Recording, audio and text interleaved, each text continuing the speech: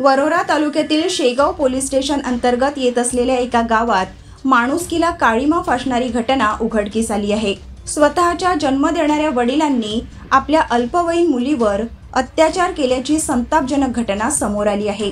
या संदर्भात आईने शेगाव पोलीस स्टेशन येथे तक्रार दिली असून पोलिसांनी पॉस्को अंतर्गत गुन्हा दाखल करत आरोपीला न्यायालयाच्या आदेशानुसार कारागृहात रवानगी करण्यात आली आहे। शेगाव पोलिसांनी दिलेल्या माहितीनुसार पीडित मुलगी 17 वर्षांची असून 12वीत शिक्षण घेत आहे।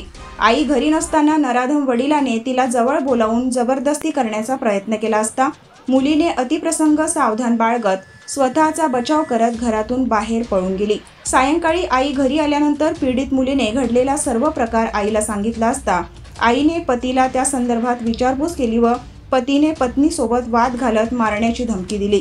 पीडित मुलीच्या आईने तात्काळ शेगाव पोलीस स्टेशन गाठले आणि संबंधित प्रकार सांगत 17 जुलैला रिपोर्ट दिली आहे। शेगाव पोलिसांनी पॉक्सो कायदा अंतर्गत गुन्हा दाखल केला असून जन्मदात्या आरोपी वडिलांना ताब्यात घेत न्यायालयात हजर करत न्यायालयाच्या आदेशाने कारागृहात रवानगी केलेली आहे। या प्रकरणाचा अधिक तपास उपविभागीय पोलीस अधिकारी यांच्या मार्गदर्शनात शेगाव पोलीस करीत आहे।